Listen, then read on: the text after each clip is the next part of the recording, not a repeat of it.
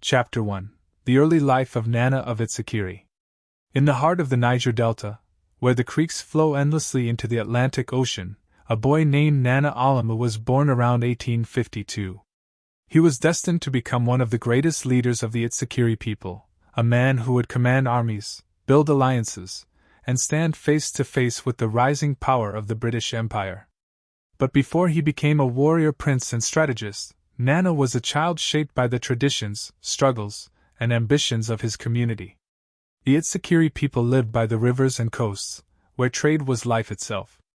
Palm oil, ivory, and other resources moved constantly between inland markets and European traders on the coast. This world of exchange was dangerous, competitive, and full of opportunity.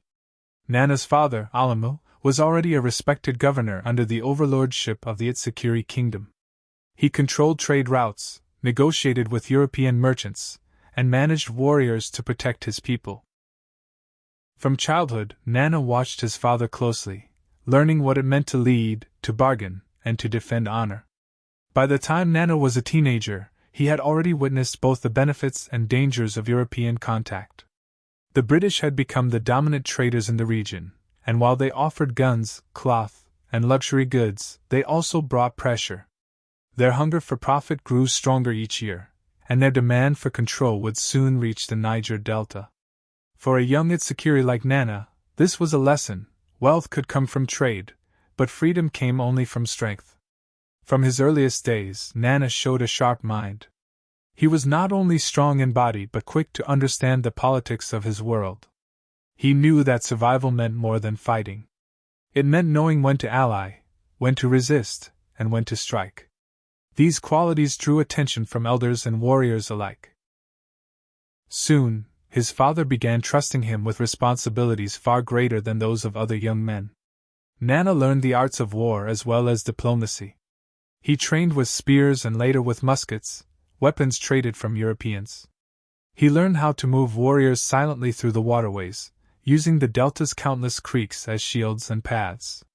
He also studied the traditions of leadership, the use of councils, the importance of respect among chiefs, and the spiritual duties of an Itsekiri leader. To Nana, leadership was not simply about power. It was about carrying the weight of a people's survival on his shoulders. As the years passed, Nana's reputation grew. Traders recognized him as a skilled negotiator.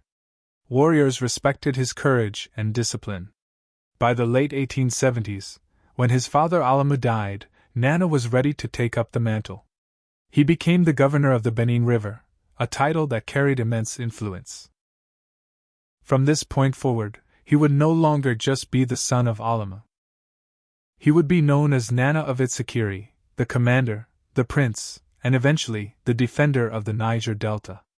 But with power came challenges. The British were no longer content with being partners in trade. They wanted control. They wanted to dictate prices, direct routes, and dominate local rulers. Nana saw this danger clearly. He knew that his people's independence was at risk. The first chapter of his life had prepared him for the battles ahead, both on the field and in diplomacy. What lay ahead would test every skill he had learned, commanding armies, building fortresses, and outmaneuvering an empire that seemed unstoppable. Nana was no ordinary leader. He was a man born for a time of great change, where courage and strategy meant survival. His rise from a boy of the creeks to a prince of power was only the beginning. The struggles that would define his legacy were waiting just around the corner. Chapter 2: Rise of a Commander. When Nana Alamu took up the mantle of leadership after his father's death, he stepped into a world where politics, trade, and warfare were tightly woven together. The Benin River was more than a channel of water. It was a lifeline that carried goods, wealth, and influence. Whoever controlled the river controlled the destiny of the Itsekiri people. Nana knew this well, and he was determined not just to hold power, but to expand it. From the start, Nana showed himself to be more than just a caretaker of his father's legacy. He was ambitious. He tightened his grip on the trading routes that connected the hinterlands to the coast. The Irobo, Exile, and other delta groups often depended on these passages, and Nana's authority meant that their trade went through him. Palm oil, the red gold of the 19th century, became the foundation of his strength. With each shipment, Nana grew wealthier and better armed. But Nana was not simply a businessman. He was a commander. He believed that to secure trade, he had to secure the land and waters around it. He built alliances when possible, but he also used force when necessary. His warriors became skilled in Creek warfare, moving quickly in canoes, striking with spears and muskets, then disappearing into the labyrinth of mangroves. These tactics made Nana's forces respected and feared throughout the region. One of Nana's greatest achievements during this period was the creation of his fortified stronghold at Ebrohimi. This was not just a settlement. It was a fortress, carefully designed for both defense and command. High walls protected the town, trenches and barricades slowed enemies, and watchtowers kept guard over the waterways. Ebrohimi became the heart of Nana's power. From there, he commanded his warriors, controlled trade, and projected his influence deep into the delta. Inside Ebrohimi, Nana maintained not only a military base but also a palace that reflected his status. He hosted chiefs, traders, and visitors with both authority and hospitality. Coral beads, fine cloth, and imported goods marked his wealth, while cannons and stockpiles of firearms showed his readiness for war. To his people, Nana was more than a chief. He was a protector, a leader who carried both the dignity of tradition and the strength of modern arms. His growing power, however, did not go unnoticed. The British, who had once accepted the Itsekiri as partners in trade, began to see Nana as a rival. They wanted freer access to the interior markets, but Nana's control over the river stood in their way. To the British, he was an obstacle. To his people, he was a shield. This tension would soon set the stage for open conflict. As pressure from the British grew, Nana doubled down on his preparations. He expanded his army, trained his men in disciplined formations, and kept his warriors ready for battle at a moment's notice. His commanders learned how to fight both on land and on water. In drills at Ebrohimi, Nana could be seen standing tall, his coral beads shining in the sunlight, his voice commanding with authority. "Hold your line," he would call out. "The river is ours to defend." Warriors would respond with fierce cries, their spears raised, their muskets ready. Nana's leadership was not only about war. He was also a strategist in diplomacy. He knew how to delay agreements, how to negotiate terms, and how to play rival groups against one another. Yet his central aim remained clear: the independence of his people and control of their trade. For him, surrendering to British demands meant losing everything his father had built, everything the Itsekiri had defended for generations. By the 1880s, Nana had become a figure both admired and feared across the Niger Delta. To his people, he was a leader who stood firm against foreign domination. To the British, he was a challenge they could not ignore. The stronghold of Ebrohimi, guarded by warriors and protected by the maze of creeks, seemed untouchable. But the storm of empire was gathering strength. Nana's rise as a commander had prepared him for the battles ahead, yet even he could not fully imagine the scale of the conflict that was coming. For now, Nana stood proud in Ebrohimi, a warrior prince of the Delta, his face stern with determination, his hand always ready to command. The next chapter of his life would be written in fire, smoke, and resistance. Chapter 3: The Rising Tension with the British. By the late 1880s, the Niger Delta was changing. The old days when local chiefs controlled trade and Europeans waited on their terms were slipping away. The British were no longer satisfied with being merchants at the coast. They wanted power, authority, and open access to the wealth of the interior. To them, Nana of Itsekiri, sitting firmly in his stronghold at Ebrohimi, was the greatest obstacle. Nana's control of the Benin River was total. Traders from inland had to pass through his routes. European merchants had to negotiate with him. Prices of palm oil and goods rose or fell depending on his decisions. He was not only a chief, he was the gatekeeper of the Delta's economy. For the British, this was unacceptable. They wanted free trade, but in truth, they wanted domination. Nana understood this ambition very well. He had watched as other African polities across the coast had fallen under foreign influence. He knew that the so-called treaties offered by the British were traps. The papers they brought often contained terms that would strip chiefs of their power. While some accepted, hoping to keep peace or gain short-term benefits, Nana refused. He believed that the independence of the Itsekiri was not for sale. At first, the British tried diplomacy. They sent envoys to Ebrohimi, bringing letters and proposals. Nana received them with courtesy but never yielded his authority. He argued that trade had always been conducted fairly under Itsekiri leadership and that there was no reason to change.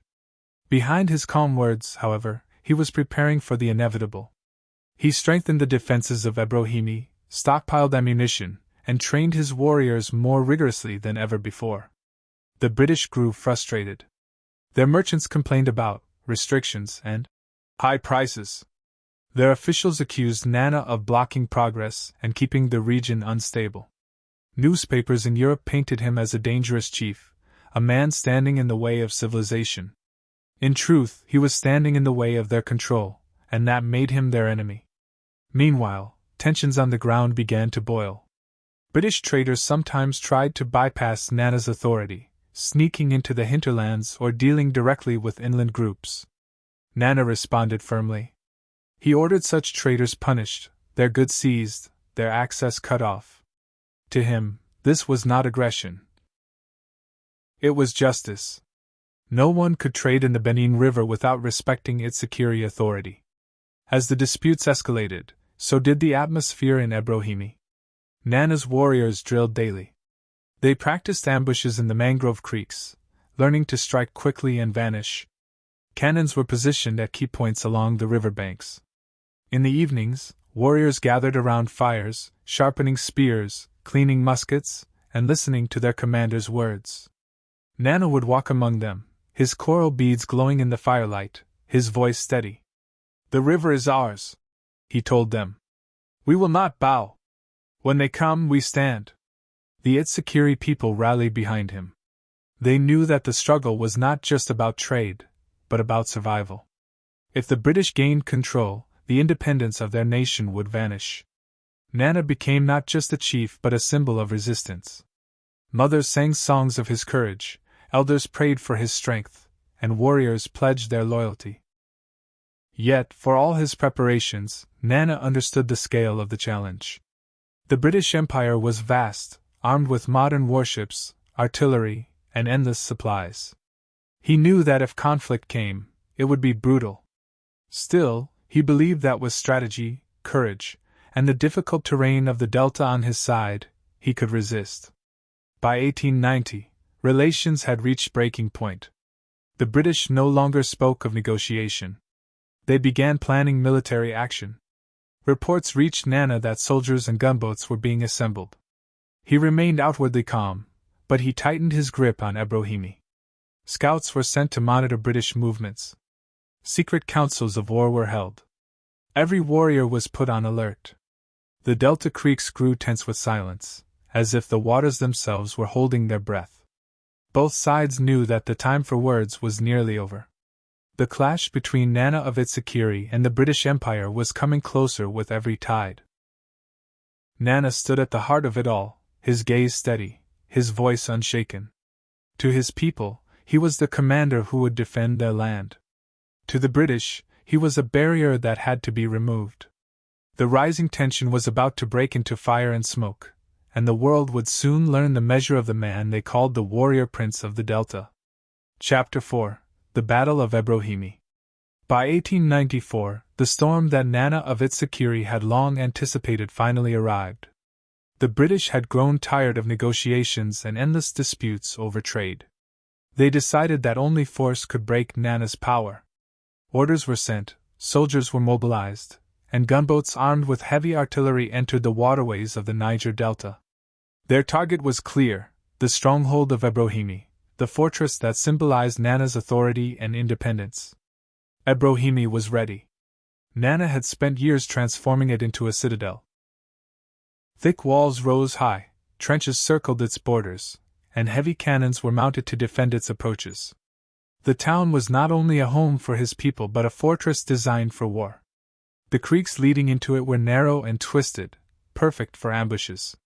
Nana understood the terrain better than anyone, and he planned to use every advantage. When news of British warships approaching reached Ebrohimi, Nana called his commanders together. In the great hall, with the firelight flickering across his face, he spoke with calm authority. "They come with their ships and their guns," he told them. "But this is our land, our river. The Delta will not bow to foreign masters." His warriors answered with a roar of approval, spears clashing against shields, muskets lifted high. The battle began with thunder. British gunboats moved into the creeks, their cannons firing shells into the mangroves. The air shook with explosions, trees splintered, and smoke covered the waterways. But Nana's warriors were waiting. From hidden positions, they opened fire with muskets, arrows, and even small cannons. War cries echoed through the delta, and the first British soldiers to step onto the banks were met with a fierce counterattack. Nana himself was not far from the fighting. Standing atop the walls of Ebrohimi, he could see the flashes of gunfire in the distance. His face was stern, his eyes sharp, his coral beads shining in the sunlight. Raising his hand, he gave orders with precision, signaling his men to hold the lines, to strike when the enemy drew close, and to retreat strategically when needed. To his people, he was not just a chief but a true commander, unshaken even in the roar of war. The fighting raged for days. British troops advanced with discipline, using rifles and artillery to blast through defenses. But Nana's warriors fought with unmatched courage.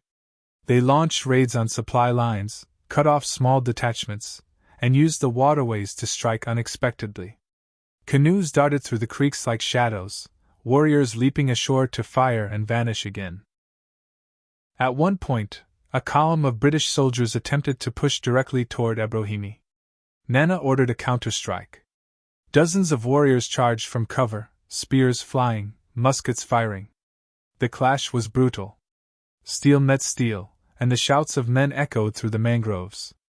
Nana's forces fought hand to hand, holding the line even as shells from gunboats thundered overhead.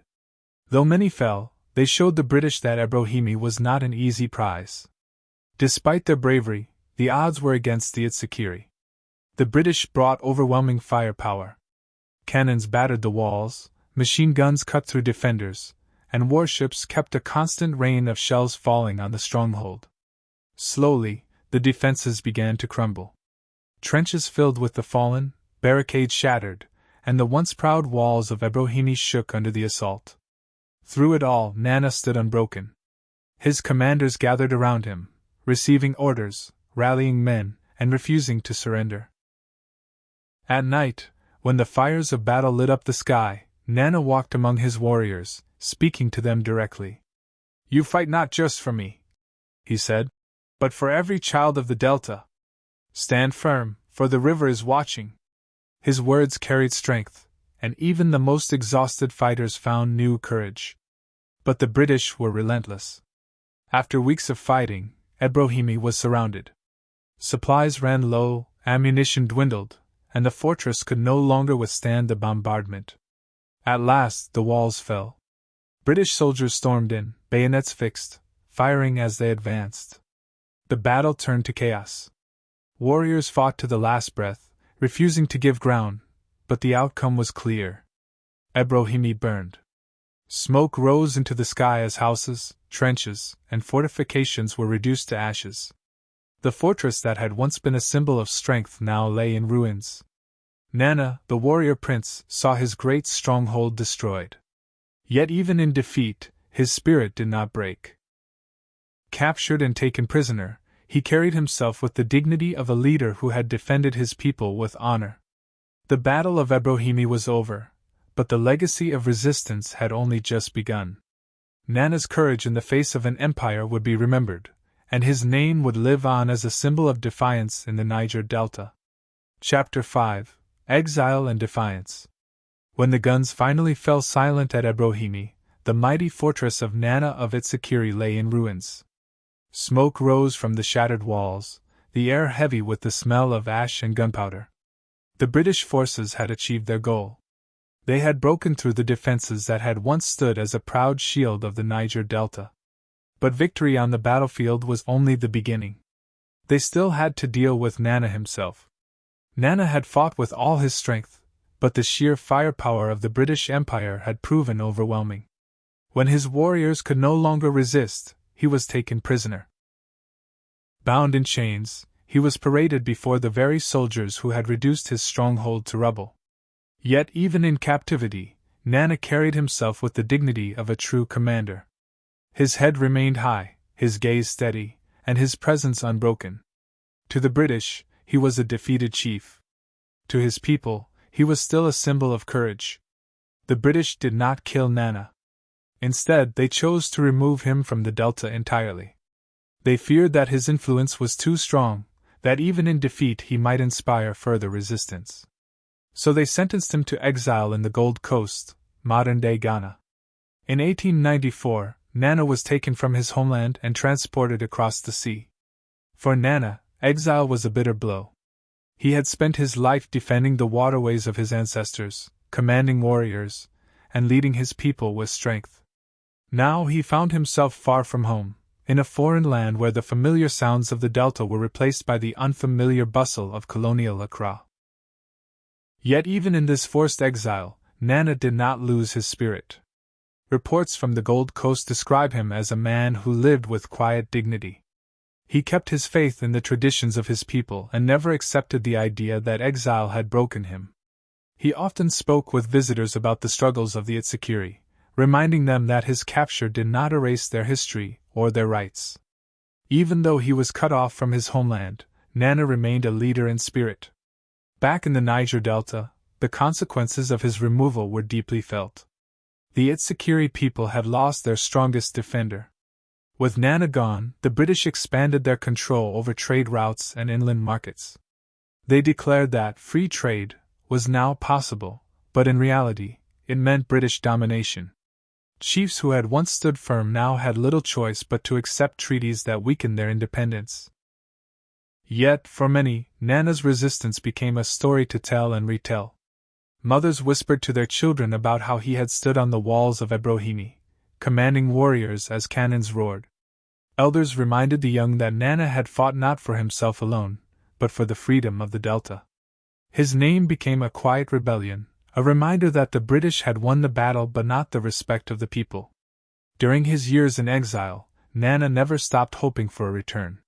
He longed to walk once more through the creeks of his homeland, to stand again among his people, and to feel the soil of the Delta beneath his feet. That hope sustained him through the long days of separation. To his captors he may have appeared calm, but inside, Nana's heart remained restless, tied to the rivers and mangroves of the land he had defended. The British, however, believed that time would erase his influence. They thought that by removing him from the Delta, his memory would fade, and his people would adjust to colonial rule. But they underestimated the power of legacy. Nana's story spread not only among the Itsekiri but also among neighboring groups who admired his defiance. His exile, rather than silencing him, gave his struggle a new weight. By the dawn of the 20th century, changes were sweeping across Africa. Colonial powers tightened their grip, but movements of resistance and nationalism began to stir. In this shifting world, Nana's name carried an enduring lesson, that the fight for freedom demanded both courage and sacrifice. His exile was part of his sacrifice, and his people did not forget. For Nana, the years in the Gold Coast were marked by patience, reflection, and unyielding pride. Though the walls of Ebrohimi were gone, the fortress of his spirit stood strong. He had lost his homeland, but he had not lost himself. And in time, the call of the Delta would bring him back. Chapter 6: Return to the Delta. After more than a decade in exile, Nana of Itsekiri was finally granted permission to return home. The year was 1906, and the once feared warrior prince of the Delta, who had stood against the might of the British Empire, was now an older man. His exile in the Gold Coast had lasted 12 long years. Yet despite the passage of time, Nana's spirit remained unbroken. The call of his homeland had never left him, And now at last, he would set foot again on the land he had defended with such determination. The return was bittersweet. As Nana traveled back across the waters of West Africa, his heart swelled with anticipation. He imagined the creeks of the Niger Delta, the sound of paddles striking water, the smell of palm oil and mangroves, the voices of his people calling his name. But when he arrived, the world he returned to was not the one he had left behind. The Delta had changed under British rule. The once fiercely independent trade routes were now firmly in colonial hands. British officials and traders operated freely, and the authority of local chiefs had been weakened. The fortress of Ebrohimi was gone, its ruins a quiet reminder of the battle that had shattered Itsekiri independence. For Nana, this sight was painful. He had fought with all his strength to protect the sovereignty of his people, but now much of that sovereignty was lost. Yet his return was not without honor. Among the Itsekiri, Nana was still respected, even revered. Elders welcomed him with songs and prayers, warriors bowed before him, and mothers pointed him out to their children as the man who had once defied an empire. His people did not see him as a defeated chief, but as a leader who had sacrificed everything for their freedom. In their eyes, exile had not diminished his greatness, it had made his story more powerful. Back in the Delta, Nana lived quietly, but he did not fade into obscurity. He rebuilt his residence at Koko, turning it into a symbol of resilience. The house was large and strong, reflecting both his wealth and his determination to leave behind something lasting. It became a place where visitors came to hear his story, where chiefs met to discuss community matters, and where younger generations learned about their heritage. Today, that house survives as the Nana Living History Museum, a monument to his life. Though age had slowed his body, Nana's mind remained sharp. He watched closely as the British continued to expand their control, introducing new laws, taxing trade, and altering the balance of power. He often spoke of the past, reminding those around him that freedom was not something to be surrendered lightly. "We fought," he would say, "because the river belongs to us. Never forget that the Delta has its own spirit, and its people have their own strength." At times, British officials sought to portray Nana as a relic of the past, a man whose influence had faded. But among the Itsekiri, he was more than a memory. He was living proof that resistance had once been possible, that even the greatest empire in the world could be challenged by a chief with courage, strategy, and determination. His return also carried lessons for the next generation. Young men who had grown up hearing stories of Ebrohimi now saw the man himself, his face weathered by years, but his presence still commanding. They learned that leadership was not only about victory, but about sacrifice. They saw that even in exile and defeat, dignity could be preserved. And they came to understand that the struggle for respect and independence would not end with one battle or one man. In his later years, Nana spent more time reflecting on the meaning of his life. He had lost his fortress and his power, but he had gained something else. A place in history as one of the great defenders of the Niger Delta. The songs sung in his name, the respect of his people, and the enduring story of his resistance were victories in their own right. By the time of his return, Nana was no longer the fiery commander standing on the walls of Ebrohimi, sword raised high as warriors charged beneath him. He was an elder, a man of wisdom, carrying the scars of war and exile. Yet his eyes still held the same fire, the same belief that his people's dignity was worth every sacrifice. Nana of Itsekiri had come home. And though the world around him had changed, his legacy remained unshaken, carried forward by the memory of the battle he had fought, the defiance he had shown, and the river that would always remember his name. Chapter 7: Elder Statesman of the Delta. When Nana of Itsekiri returned from exile in 1906, he was no longer the fierce young commander who had stood against British gunboats at Ebrohimi. He was an older man now, his body slower, his beard streaked with gray. Yet his presence remained commanding, and his return was a reminder to both the Itsekiri and the British that the spirit of resistance could not be erased.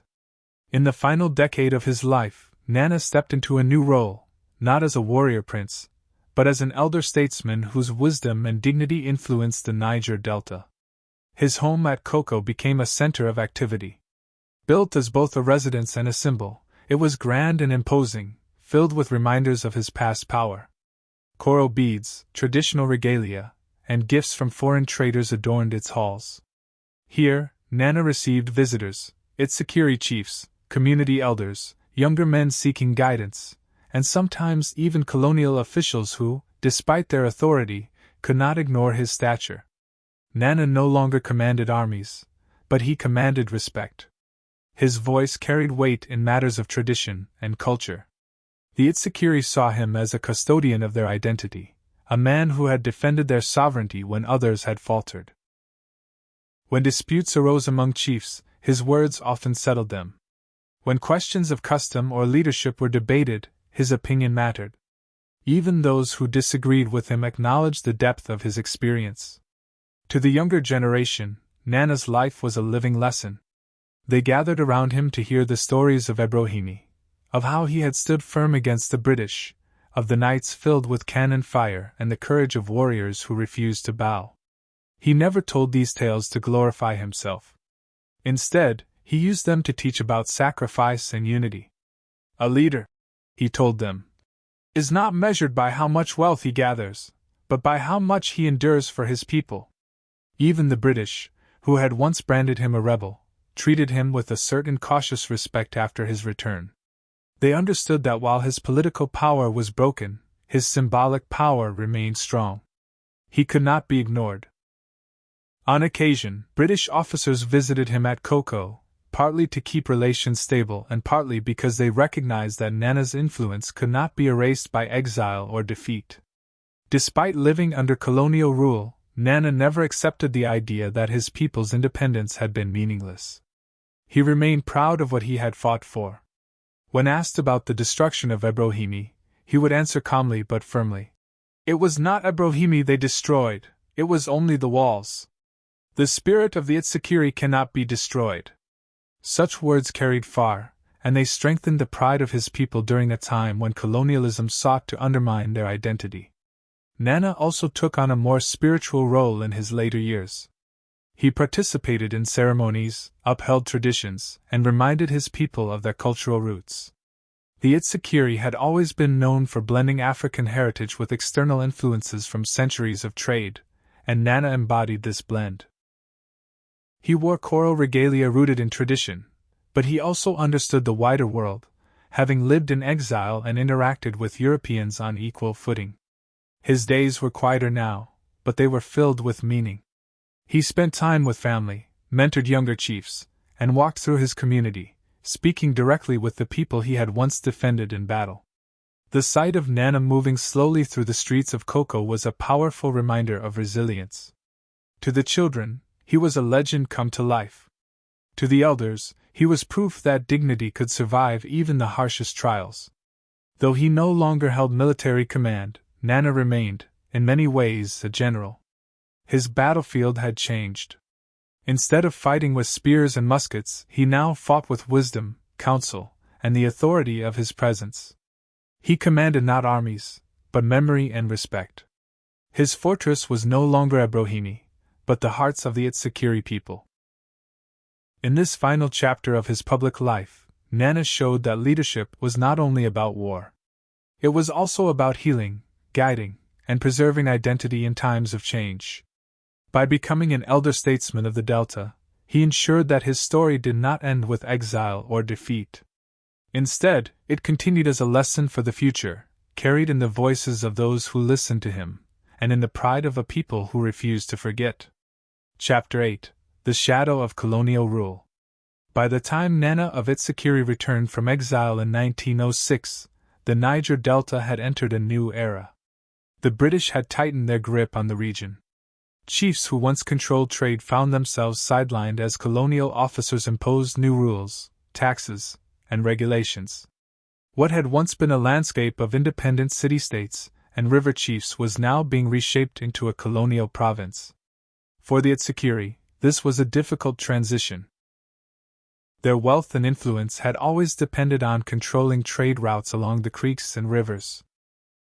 But under the British, those routes were no longer theirs to command. Palm oil, the red gold of the Delta, was bought and sold on terms dictated by Europeans. British traders, backed by military force and colonial law, had stripped local leaders of their autonomy. Chiefs who resisted were punished, while those who cooperated were rewarded with limited recognition. Nana watched these changes with a heavy heart. He knew firsthand what it meant to stand against colonial power, and he understood the cost of resistance. His own exile had been proof of what happened to those who fought too openly. Yet he could not remain silent. In private discussions with chiefs and elders, he urged them not to forget their dignity. "Do not let them tell you that you are small," he would say. "We may not hold the river as we once did, but we still hold our name, our pride, and our spirit." Colonial officers often tried to present themselves as the bringers of order and progress, but Nana saw through the illusion. He recognized that their so-called justice was designed to weaken traditional authority and to make the people dependent on Britain. Courts established by the British began to override customary law. Taxes forced on the communities ensured a steady flow of wealth to the colonial administration. Even schools, while offering valuable education, were tools for spreading foreign influence. The Itsekiri were not alone in facing these pressures. Across the Niger Delta and beyond, the Ijaw, Arobo, and other neighboring groups struggled under the same colonial weight. But for the Itsekiri, the memory of Nana's defiance gave them a sense of pride. Even though Ebrohimi had fallen, his resistance reminded them that colonial domination had not been accepted willingly. Nana himself became a bridge between the old world and the new. While he never abandoned his belief in independence, he also recognized that survival required wisdom. He encouraged younger men to learn English, to understand European ways, not so that they would be swallowed by them, but so they could defend their people in courts, councils, and negotiations. "Know their language," he advised, "but never forget your own." Despite the sweeping changes, Nana's presence in Koko was a stabilizing force. His compound became a meeting ground where chiefs discussed how to deal with colonial policies. He counseled patience when anger threatened to spill into conflict, but he also warned against blind submission. To many, he was like a living shield, someone who had borne the worst of colonial wrath and survived, someone who could show how to endure without losing pride. Yet the shadow of colonial rule grew longer with each passing year. The British brought in new trading companies, and the old networks of trust between Itsekiri middlemen and inland traders were broken apart. The wealth that once flowed into the Delta now flowed out toward Europe. Poverty began to creep in where prosperity had once stood. For the first time in generations, the Itsekiri faced not just political subjugation but also economic decline. In the evenings, Nana often sat outside his home, watching the river he had once commanded. Younger men sometimes found him there, his eyes fixed on the horizon. When they asked what he saw, he would reply quietly, "I see a river that remembers. The water never forgets the paddle that has touched it, nor the battles fought upon it. One day, our people will rise again, because the river carries our story." Though colonial power seemed unshakable, Nana instilled hope. He could not turn back the tide of empire, but he made sure that his people understood that submission was not the same as defeat. His life had already proven that dignity could outlast cannons and exile. In his later years, as British authority spread deeper into the Delta, Nana embodied the spirit of quiet resistance, a reminder that the Itsekiri were still a people of warriors, traders, and leaders. Colonial rule may have cast its shadow, but as long as Nana lived, that shadow never completely dimmed the light of his people's pride. Chapter 9: The Final Years. By the second decade of the 20th century, Nana of Itsekiri was nearing the end of his life. He had lived through triumph, war, exile, and return. He had seen the Niger Delta change from a proud trading hub under African chiefs to a colonial province controlled by Britain. Now, in his later years, he carried both the weight of loss and the dignity of endurance. At Koko, his residence stood as both a personal home and a symbol. It was large, sturdy, and decorated with reminders of his long journey. Visitors described it as a place filled with history, where every wall and corner spoke of the past. There, Nana spent much of his time surrounded by family, elders, and young men who came to hear his wisdom. Old age had slowed him, but it had not diminished his spirit. He no longer walked with the quick steps of a commander, but his eyes still burned with sharpness. He could recall events from decades earlier with precision: the day Ebrohimi was attacked, the thunder of cannons on the river, the smoke rising over the fortress, the long days of exile. For those who listened, these were not just memories, they were living lessons, passed directly from one of the greatest leaders of the Delta. In these years, Nana took comfort in the respect his people continued to give him. Chiefs still sought his counsel. Mothers brought their sons to him, telling them, "Look at this man. He stood when others fell. He represented more than a defeated warrior. He was the embodiment of courage, someone who had dared to defy the strongest empire of the age."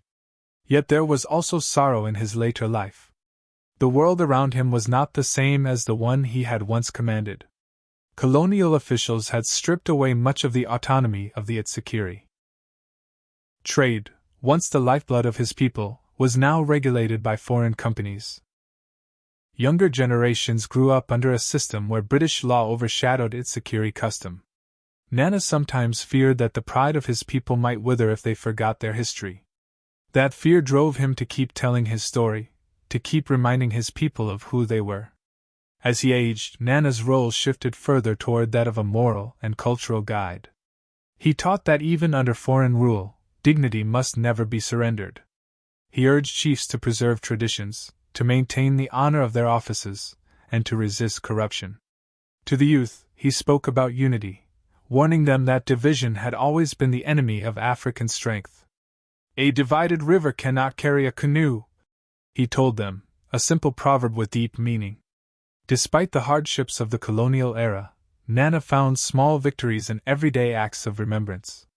Festivals continued, ceremonies were held, and Itsekiri culture endured. His home at Koko became a gathering place where songs of the past were sung, and where the memory of resistance lived on. Even as British officials tried to present colonial rule as inevitable, Nana's presence reminded the people that it had once been challenged. By 1915, Nana's health began to fail. He was in his 60s, a respectable age at a time when life expectancy was far shorter. Illness came more frequently, and long days of rest became necessary. Still, he continued to meet with visitors, even when weak. His people noticed how thin he had grown, how his voice sometimes faltered, but the fire in his words remained. When asked if he regretted his defiance, Nana gave the same answer. "I did what a chief must do. I defended the river of my fathers. I may have lost the fortress, but I did not lose my honor. That is enough." His calm acceptance of his life gave comfort to those around him. In 1916, Nana of Itsekiri passed away. His death marked the end of an era.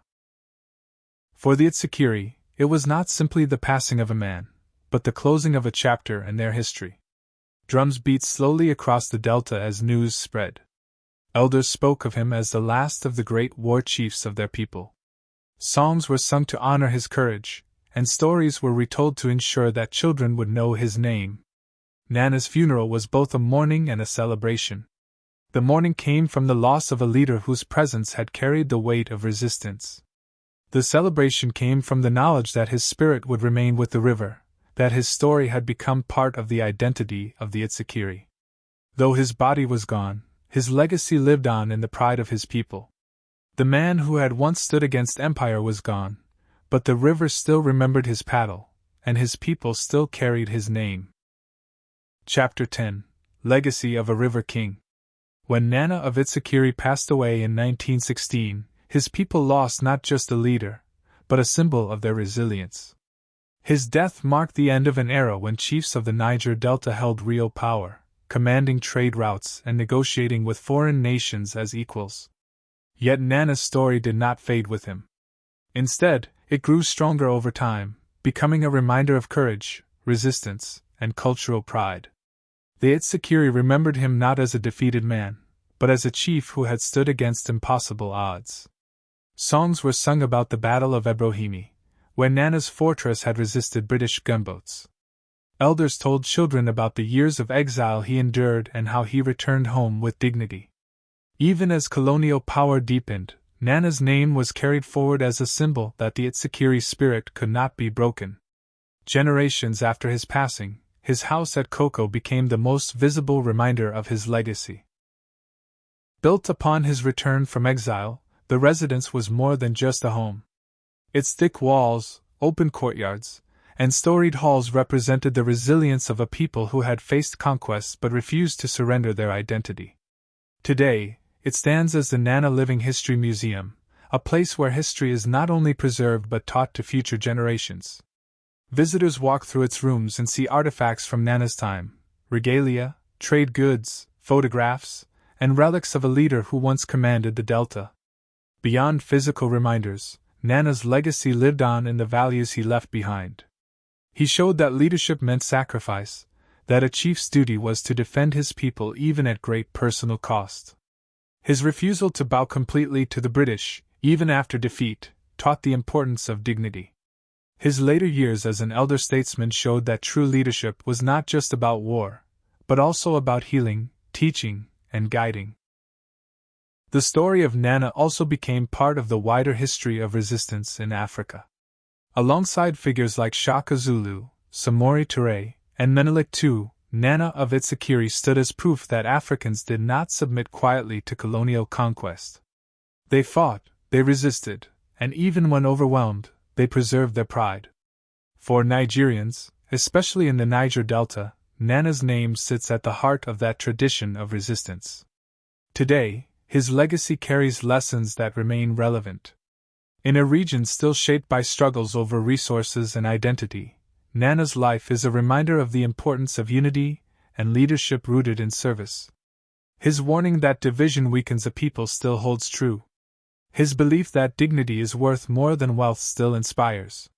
His story challenges future generations not to forget their history, because strength often lies in memory.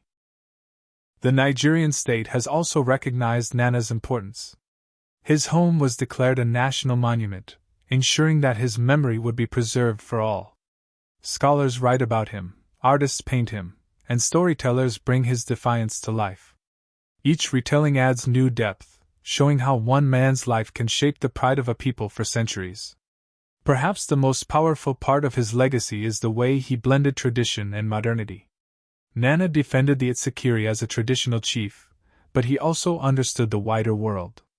He dealt with European traders as equals, navigated the complex politics of empire, and adapted to exile in a foreign land. This balance made him not only a leader of his people but also a figure of global history. More than 100 years after his passing, the river he once commanded still carries echoes of his story. The creeks and waterways of the Delta, once alive with his war canoes, now hold fishermen and traders, but the memory of Nana lingers in the currents. The fortress of Ebrohimi may be gone, but its story is alive in the songs of the people. His house in Koko stands tall, a bridge between past and present. And his name remains spoken with respect, both in Itsekiri lands and across Nigeria. Nana of Itsekiri was not only a chief. He was a warrior, a diplomat, a prisoner, an exile, and finally, an elder statesman. His life carried the struggles and hopes of his people, and his death transformed him into legend. To remember Nana is to remember that the Niger Delta was once defended with courage, that resistance is never wasted, and that dignity can outlast even empires. The river remembers. The people remember. And because of that, Nana's story will never fade.